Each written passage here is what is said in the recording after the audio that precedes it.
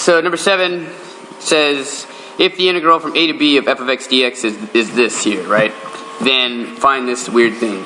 So first thing is I'm going to rewrite it because I don't like my numbers being bent sideways. So as you can see here,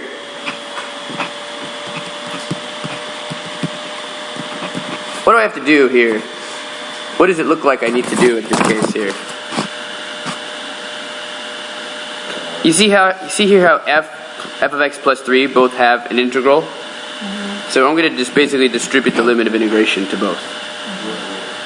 So in other words, the integral, because a property of integrals, of integration states the sum of the integral is the integral of the sum, i.e., you can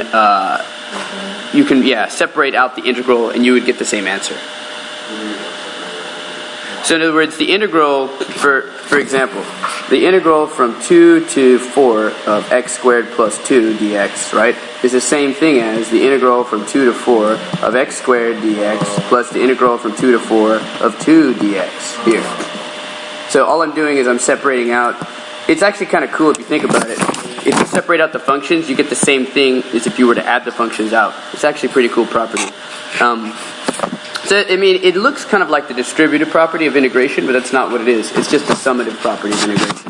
It says the sum of an integral is the integral of the sum, so we go ahead and basically distribute it out. So we get the integral from a to b of f of x dx plus the integral from a to b of 3 dx here.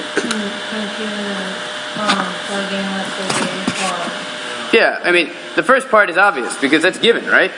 Yay! We plug this in. Ready? Everybody put a plus 2b, right? And now we're happy because we got that part. But we're a little bit unsure of ourselves here because we need to know what the heck this is. And now we're going to use again analytic geometry. Okay? Now, what does this mean? This means I have the area under the curve of what function? Of 3, which is a horizontal line, right? Shall we draw a picture? Let's do it, just for fun. So, where's 3? There it is, I found it. Looks like this, true? And I want the area from where? From A to B, which is a what? It's a rectangle, true? Now, we know area is what? Base times height. We know one thing for sure. This is 3, true? Now, all we need to know is the base and we're golden.